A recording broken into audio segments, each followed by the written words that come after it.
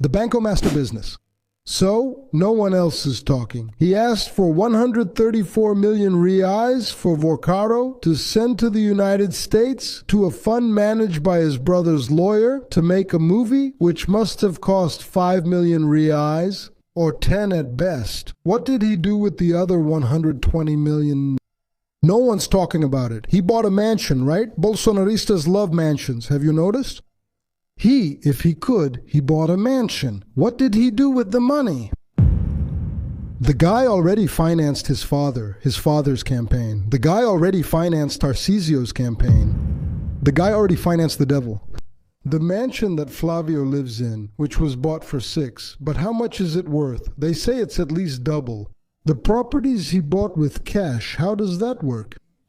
The thing with the chocolate shop, the cash coming into that chocolate shop. Again, right? They stopped the investigations. The father changed the superintendent. The Supreme Court held up the case. It was just left as hearsay, right?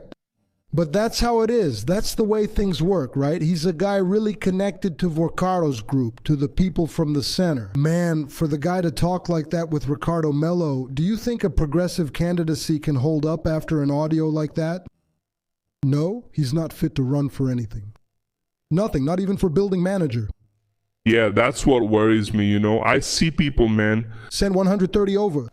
People don't care. The people who vote for Flávio, our alliance is forever. Damn, what is this? Man, then you go to the guy's house, the guy with an ankle monitor. What were you doing there? End the conversation. Valdemar said something else, right? Valdemar said it was to charge. He went to charge. End the conversation, charge. Charge the difference. Look at what we're talking about. We're talking about this guy presiding over Brazil. But when you say that Bolsonaro's minister, the other minister was there, and that's why things aren't moving forward, man. That's a half-truth. Things aren't moving forward because of these ministers. This won't show up for anyone. It won't. Because different ministers are involved. Different ones? They are others. Which ones are they? There are a lot of ministers involved in this. It's not just his. But I think you're telling a half-truth. Which ministers? You said there are others. Which ones? No. For example, If you take Banco Master, if you have the courage, you will understand because everyone is understanding what I'm talking about. payments. Payments to the wives of several ministers. You mentioned Supreme Court ministers. I'm talking about the executive branch. Got it? That's first. Did you understand? If someone from my party made a mistake, I want them to pay according to the law. If someone from the other party didn't do anything wrong, I will defend that person according to the law. What I would like to happen is that regardless of which party the person belongs to or what religion the person has, justice is served. Because a deficit of 53 billion in the FGC plus 17 billion in BRB in the Bank of Brasilia, that's how much? 70 billion. Is it just going to stay like that? 70 billion. How many times did I lose sleep to get billions to serve the people? 2 billion to serve the people. The guy takes 70 billion home and nothing happens? To throw parties with escorts, hanging out with Viscote to enjoy whiskey, to enjoy wine. What is this, man? I mean, come on. So, you asked me if I was warned by Febraban? Yes. In fact, I never met with Workaro. I never received anyone from Banco Master. Do you think that was enough? Because, I know you knew.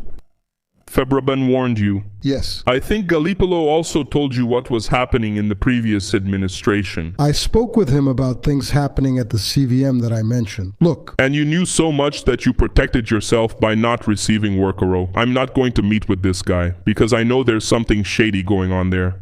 Should I expect anything more from you at this moment? Yes. Shouldn't you go ahead with this complaint and say, look, there's something wrong, let's go after it now? But what was the first step I took? Did the new central bank management do it? Notify the Attorney General. Because you see, no, as the Minister of Finance, I don't have the power to supervise banks. The one who does is the central bank. I can't liquidate a bank. The one who liquidates banks is the central bank. Yes.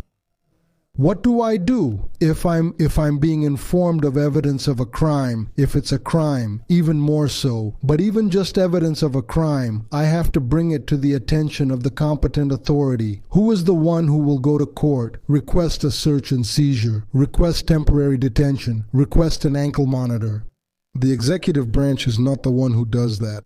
But the obligation of the executive branch, and a minister is a member of the executive branch, is to bring the information to the authority who can order an arrest, who can order an investigation. When did you find out? At the beginning of Lula's government? No. Oh!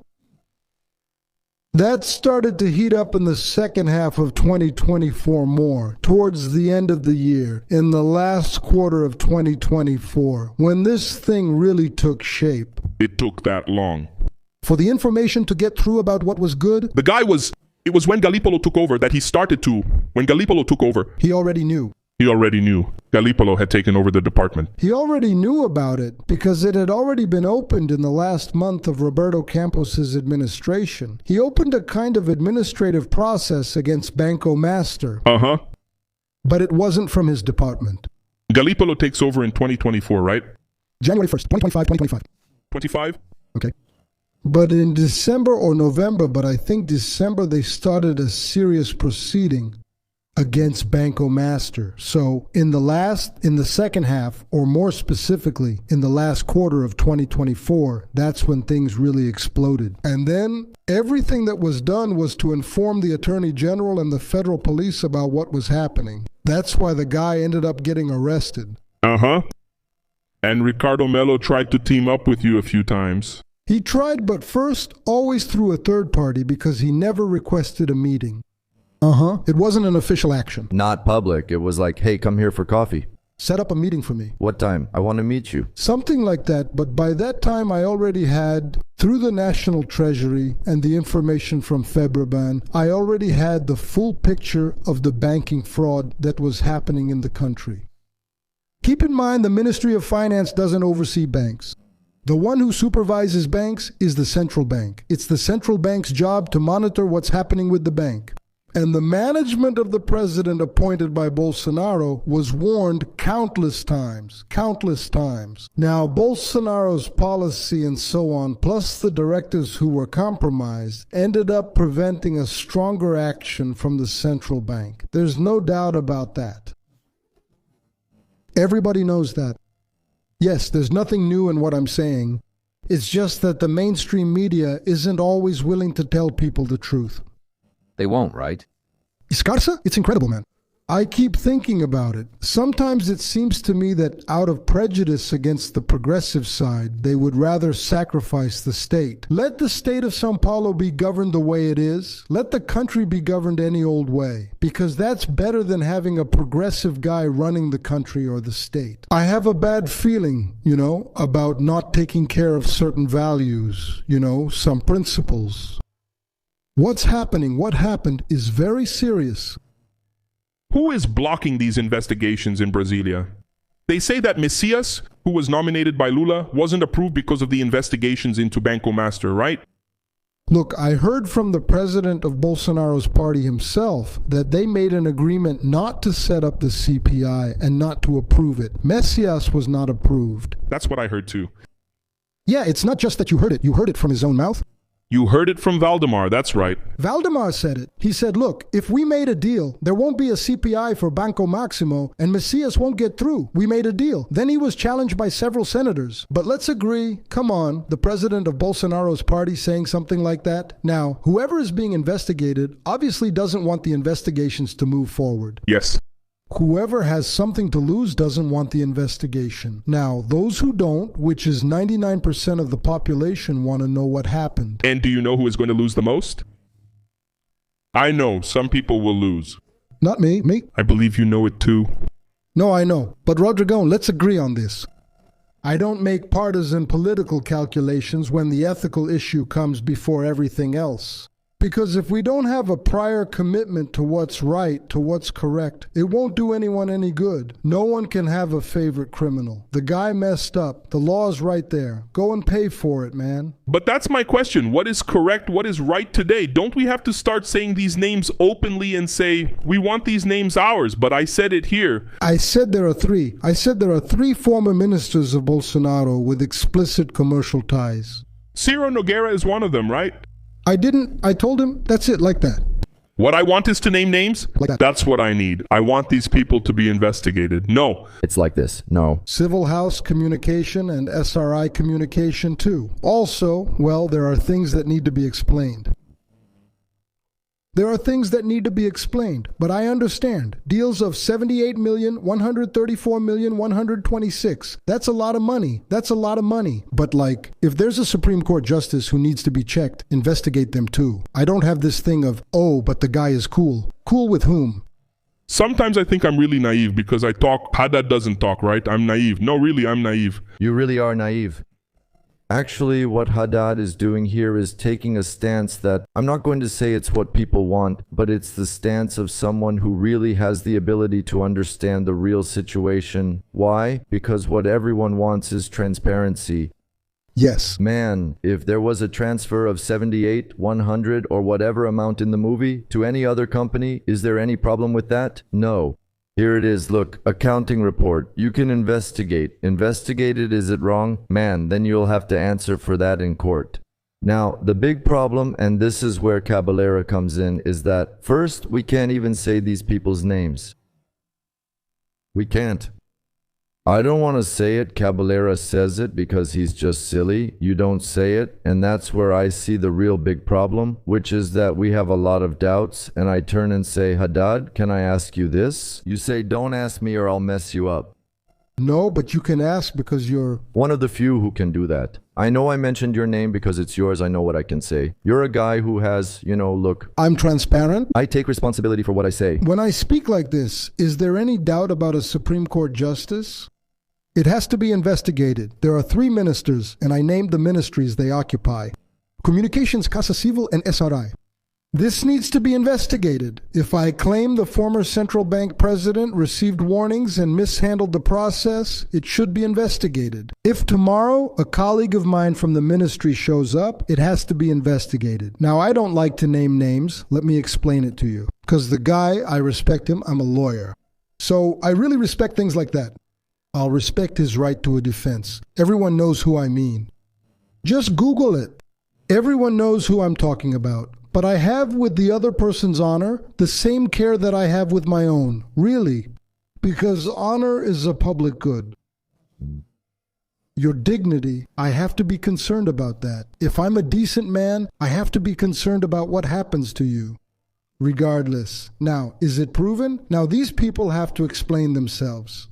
That's what I think. But a man's attitude, if tomorrow some document comes up involving my name, the first thing I do is call a press conference. That's it. Tell me, what's going on? Come on.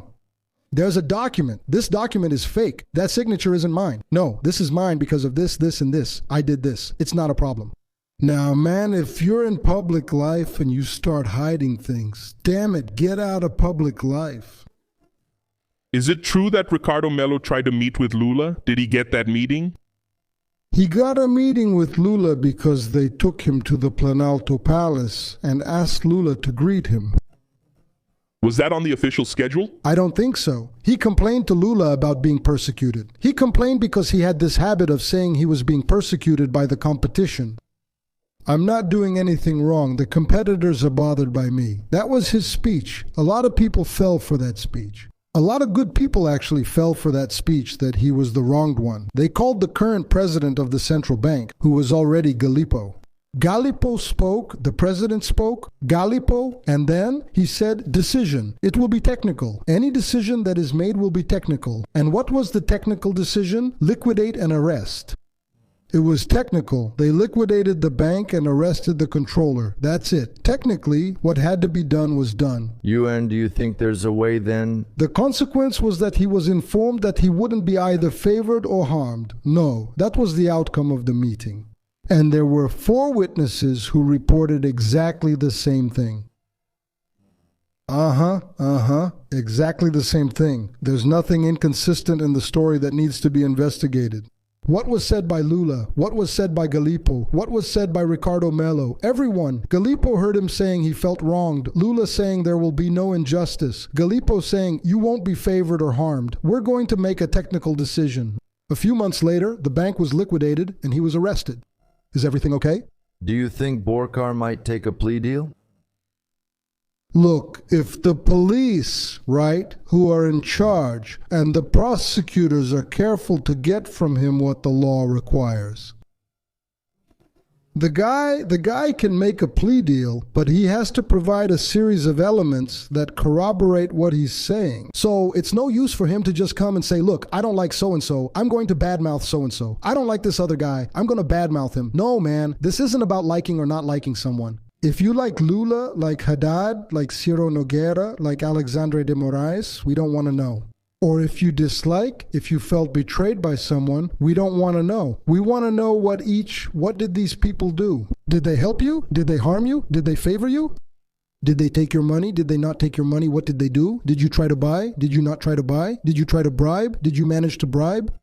Tell the truth. If you tell the whole story, great. We'll tie up the loose ends. Right? This whole business of tying up the loose ends. It will speed up the investigation process. Because the police, strictly speaking, don't need any plea bargains because they're getting results.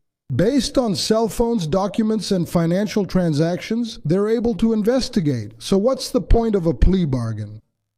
First, to speed up the process. Second, to get to places where a document-based investigation wouldn't reach. So you have to justify a plea bargain for a plea bargain. It gives a benefit.